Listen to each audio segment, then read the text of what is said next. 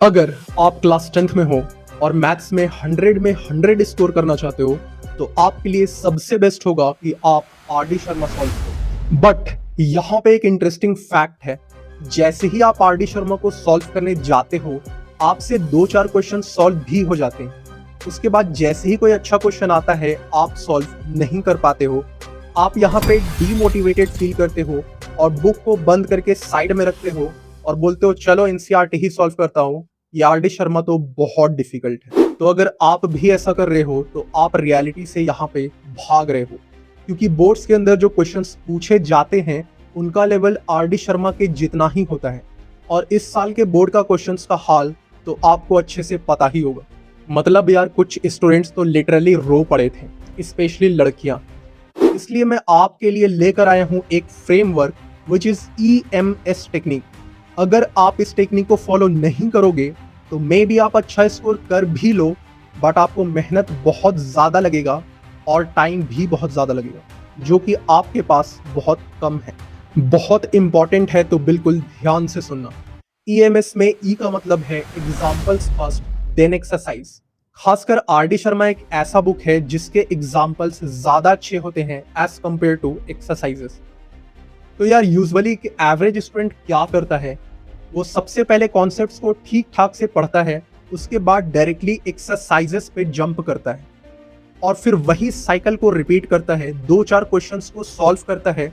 उसके बाद जैसे ही कोई अच्छा लेवल का क्वेश्चन आता है, जब उससे सॉल्व नहीं हो पाता तो वो डीमोटिवेटेड फील करता है और फिर बुक को बंद करता है, साइड में रखता है और वापस से एनसीईआरटी सॉल्व करने लग जाता है। और फिर वो खुद से यही कहता है कि R D Sharma is very difficult. But एक टॉपर टाइप का स्टूडेंट सबसे पहले क्या करता है, वो उस चैप्टर के कोर कॉन्सेप्ट्स को बहुत ही अच्छे से क्लियर करता है जिसे वो सॉल्व करने वाला है। जो भी फॉर्मूलाज वहाँ पे यूज होने वाले हैं वो सारे फॉर्मूलाज उसे अच्छे से पता होता है।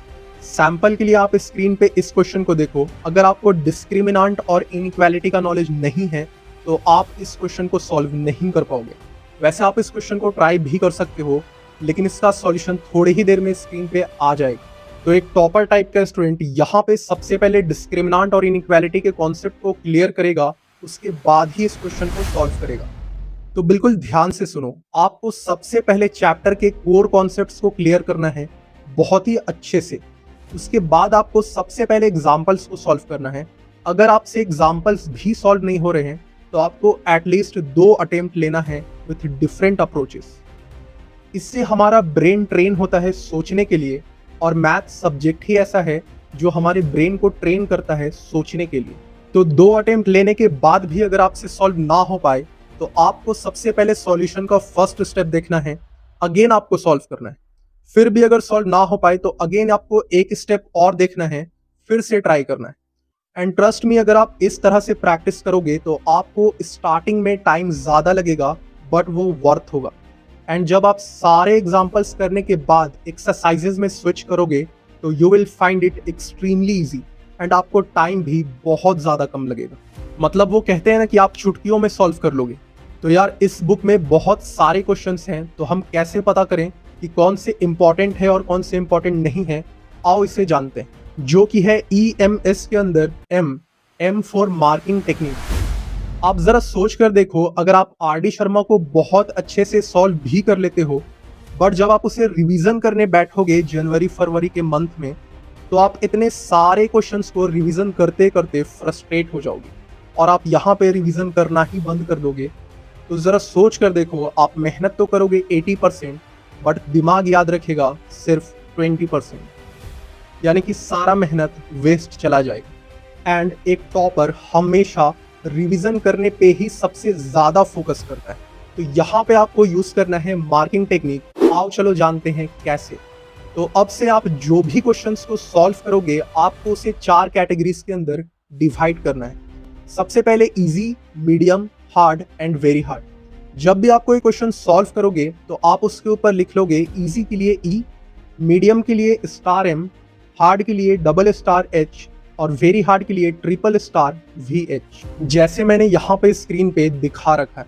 एंड ट्रस्ट में ये छोटी सी हैबिट आपको बहुत बड़ा रिजल्ट देने वाला है। और वो कैसे? क्योंकि आपको एग्जैक्टली पता होगा कि कौन से क्वेश्चन पे आपको कितना फोकस करना है रिवीजन के टाइम, जिससे आपका बहुत सारा टाइम बच जाएगा। क्योंकि जो क्वेश्चंस में आपने इजी मार्किंग किया है उसे आपको जस्ट इग्नोर कर देना है, मीडियम पे आपको अच्छे से फोकस करना है, एनालाइज करना है, और हार्ड एंड वेरी हार्ड को आपको दोबारा से उस टाइम पे सॉल्व करना है और देन एनालाइज करना है। तो ये हैबिट बहुत छोटा है बट इसका रिजल्ट बहुत ही बड़ा है। एंड इस टेक्निक को मैंने भी अपने टाइम पे यूज किया था और मुझे बहुत ही अच्छा रिजल्ट देखने को मिला था। और क्या आपको ये चीज पता है कि अगर आप कोई भी चीज को खुद से बोलते हो तो आपका ब्रेन उसे सच मान लेता है, भले ही वो कितना भी डिफिकल्ट हो। और जब आप उसे लिख देते हो तो आपका ब्रेन और भी ज्यादा कन्विंस हो जाता है। इसलिए अभी कमेंट करो I will score 100 in maths, क्योंकि आप ये कर सकते हो। बट यार अभी भी एक प्रॉब्लम है। आप ही जरा सोच कर देखो, आप इतने सारे क्वेश्चंस को सॉल्व करने में कितने सारे मिस्टेक्स करोगे, कितने सारे न्यू शॉर्टकट सीखोगे, कॉन्सेप्ट्स को सीखोगे, बहुत सारी चीजों को सीखोगे, राइट? बट घर पे क्वेश्चंस को सॉल्व करने के टाइम आपसे जो मिस्टेक्स होते हैं उसे तो आप ठीक कर लेते हो, टीचर से पूछकर या सॉल्यूशंस को देखकर, विदाउट रियलाइजिंग कि आप किस तरह के मिस्टेक्स कर सकते हो, जिसका खामियाजा आपको एग्जाम्स के अंदर भुगतना पड़ता है, क्योंकि आपने कभी एनालाइज किया ही नहीं। यार आपके साथ भी कभी ना कभी ऐसा हुआ ही होगा कि आप एग्जाम के टाइम बहुत ही इजी चीज भूल गए, या जब आपको टेस्ट कॉपी मिलता है और आप खुद के सॉल्यूशन को देखते हो तो आप बोलते हो कि क्या यार इतना इजी मिस्टेक मैं कैसे कर सकता हूँ, ये मिस्टेक मुझसे कैसे हो सकता है, कितना सिंपल था ये। तो इसे जड़ से ठीक करने के लिए ईएमएस के अंदर है S, which means separate notebook for mistakes and new learnings.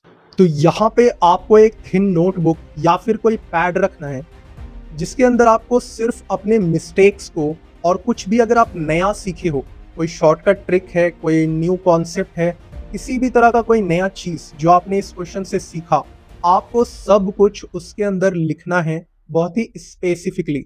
तो एग्जाम्पल के लिए आप इस सैंपल को देखो। सबसे पहले आपको चैप्टर का नाम लिखना है हेडिंग में, उसके बाद आपको एक मिस्टेक का कॉलम बनाना है, एक न्यू लर्निंग या कोई शॉर्टकट वगैरह का कॉलम बनाना है। आप जो भी क्वेश्चन सॉल्व कर रहे हो उसमें जो भी आपने मिस्टेक किया है उस मिस्टेक को लिख देना है, या फिर कोई भी नया लर्निंग है उसे आपको क्लियरली अच्छे से लिख देना है। और इसे सिर्फ लिख कर भूल नहीं जाना है, आपको हर संडे को इसे रिकॉल करना है, एनालाइज करना है बहुत ही अच्छे से। ऐसा करने से आपसे वो सेम मिस्टेक एग्जाम के अंदर कभी भी नहीं होगा, और आपको वो रिग्रेट वाला फीलिंग जो आ रहा था वो कभी नहीं आएगा। अगर आप ईएमएस टेक्निक को अच्छे से फॉलो कर लेते हो तो आई स्वेयर आप कितने भी एवरेज स्टूडेंट हो, भले आप लेस देन 40 स्कोर करते होगे, बट इसके बाद एक बहुत ही नेक्स्ट लेवल का मैजिक होने वाला है। आपको एटलीस्ट 90 स्कोर करने से तो कोई भी नहीं रोक सकता है, अगर आप अच्छे से इसे फॉलो कर लेते हो तो। इसके बाद आप मैथ्स के साइंटिस्ट बन जाओगे। तो एक बार जल्दी से सुन लो, ईएमएस टेक्निक के अंदर ई का मतलब examples first then exercise, M का मतलब marking technique for all questions, easy medium hard very hard, book और नोटबुक दोनों में ही, एस का मतलब separate notebook for mistakes and new learnings. और साथ ही साथ में अपने डाइट एंड फिटनेस का बिल्कुल ध्यान रखो और अच्छी चीज़ें खाओ, पानी वगैरह ज़्यादा पियो। और किसी भी तरह का कोई डाउट है तो कमेंट करो। एंड अगर आप 9th-10th में हो तो ये चैनल सिर्फ आपके लिए ही बनाया गया है, तो चैनल को सब्सक्राइब करो, वीडियो को लाइक और शेयर करो। और अगर आप कंफ्यूज्ड हो कि क्लास 10th के हर एक सब्जेक्ट के लिए बेस्ट बुक कौन सा है जिसे हर एक टॉपर चूज करता है, तो अभी इस वीडियो पे क्लिक करो, वरना बहुत ही इंपॉर्टेंट चीज मिस कर दोगे। तो मिलते हैं वहीं, तब तक के लिए train your brain, build your life.